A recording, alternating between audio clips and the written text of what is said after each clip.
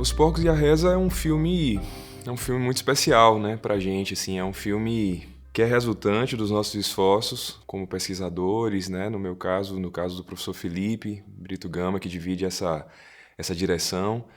E é, acima de tudo, o resultado do nosso desejo de realizar, né? Se a gente volta no tempo, a gente vai encontrar experiências, por exemplo, como do Cinema Verdade, que vai fazer com que a gente encontre alguns pontos muito em comum, né? Então, aquilo que lá atrás o Ziga Vertov falava, né, a respeito do Cinema Verdade, de captar as coisas tal como elas acontecem, ou, né, fazer um recorte de realidade e perceber o modo como essas coisas acontecem, certamente é uma marca que está muito forte. Então, Os Porcos e a Reza está muito inserido nesse conjunto de trabalhos, está inserido nesse conjunto de filmes muito filiados a esse fazer, né, do que a gente chama de cinema verdade, e que vai encontrar muito na América Latina e no Brasil experiências muito inspiradoras. Então a gente poderia percorrer a história do audiovisual brasileiro, destacando muitos trabalhos audiovisuais que certamente fizeram com que Os Porcos e a Reza se tornasse possível, né, enquanto um filme. Então a gente, voltando no tempo, a gente vai encontrar, né, experiências dos anos 60, experiências como a de Paulo Gil Soares, como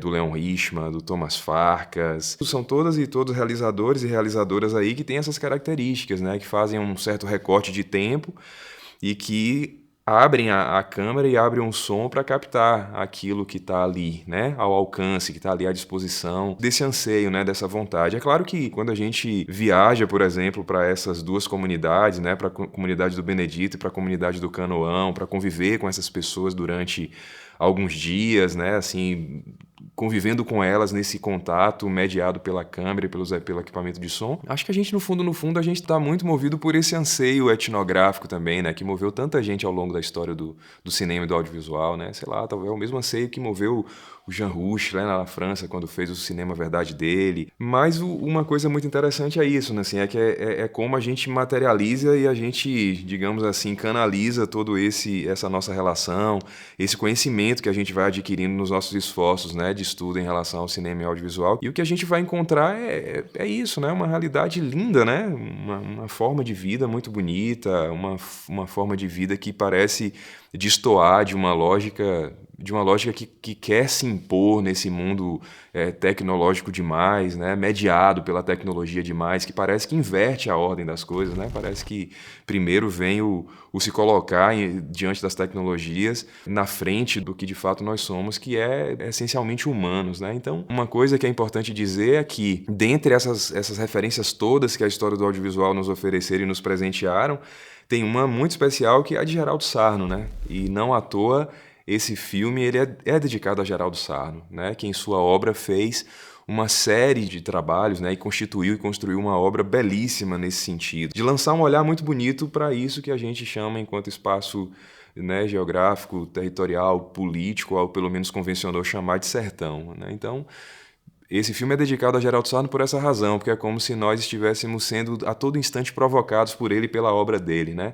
É curioso porque tem uma certa pergunta assim que Geraldo Sarno fez quando ele estava construindo o trabalho dele, O Sertão de Dentro, que era uma frase que ecoava muito na nossa cabeça desde sempre, assim, né? Como vive um sertanejo hoje em dia? Desses modos de vida que se impõem, mediados pela tecnologia, pelas redes sociais e formas comunicacionais inúmeras e várias. Como é que se medicam? O que consomem? Como é que lidam com essas coisas todas, assim? E isso é muito interessante, né? Porque é como se nós estivéssemos muito movidos por esse mesmo sentimento de Geraldo, por essa inquietação, por essa dúvida dele, por essa indagação que ele levantava enquanto centelha, né, criativa, enquanto dispositivo da sua criação. Eu acho que o que a gente encontrou foi uma coisa essencialmente simples, assim, sabe? Modos de vida muito simples. A gente passou a olhar para Os Porcos e a Reza muito dessa maneira, pelo filtro da simplicidade, né? Uma simplicidade que desconcerta a gente. Não simplicidade nesse sentido do que é precário, sabe? Nessa acepção mais imediata e talvez mais perigosa de todas, mas simplicidade no sentido de, sabe, de lidar com o pouco e do pouco fazer muito, assim, sabe? Então, o que nós encontramos ali foram especialmente duas circunstâncias de filmagem que a gente assumiu, então, enquanto atmosferas fílmicas, né? Bom, a criação de Porcos de seu Antônio Pinheiro, né, gerenciada por Bal, que é o trabalhador que com ele convivia naquele momento, e a Reza de Dona Ni, né, como é conhecida ali na região do Benedito, né, é a reza dedicada a Santa Maria Madalena. E é isso, eram duas circunstâncias que, apesar de muito próximas, né, assim, geograficamente, minutos separam o Canoão do Benedito, mas do ponto de vista da vida cotidiana, elas estavam geograficamente separadas, né? A criação de porcos está ali, acontece o tempo todo, a reza de Dona Ania acontece, né, num determinado momento, assim, pontual do ano, né, naquela celebração.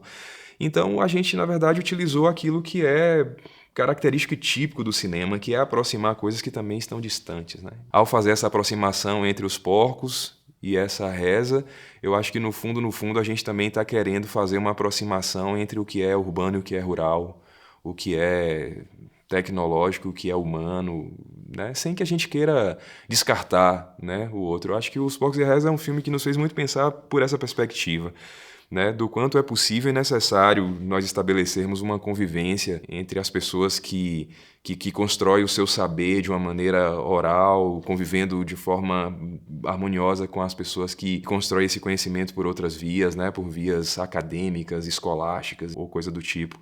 Então, acho que é isso. Os Porcos e a Reza é um filme que faz com que a gente pense muito sobre isso, né? Sobre a beleza do humano, a beleza de ser brasileiro, a beleza de ser baiano, de ser sertanejo, a beleza de ser gente, né? No final das contas, com suas questões, com suas particularidades, com suas individualidades. Então, é isso, né? Num primeiro momento, quando eu falava que Os Porcos e a Reza é resultante de um esforço de pesquisa, isso tem a ver com o seguinte fato, é que naquele momento a gente gostaria muito de fazer um reconhecimento desse ambiente, dessa paisagem geográfica que existe na região sudoeste da Bahia, mas como é muito comum na experiência, na prática documental, quando a gente sai em busca das paisagens geográficas, o que a gente no final das contas encontra é a beleza das paisagens humanas, né? Então é isso.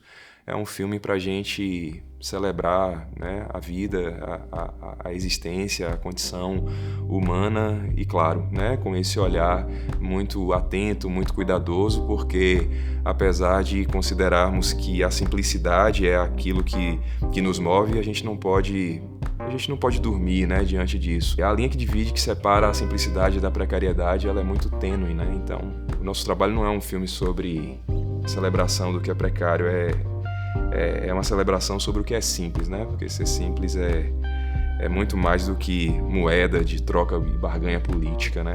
Simplicidade é estado de alma, é isso. Os Porcos e a Reza é um filme simples, mas feito com muita alma.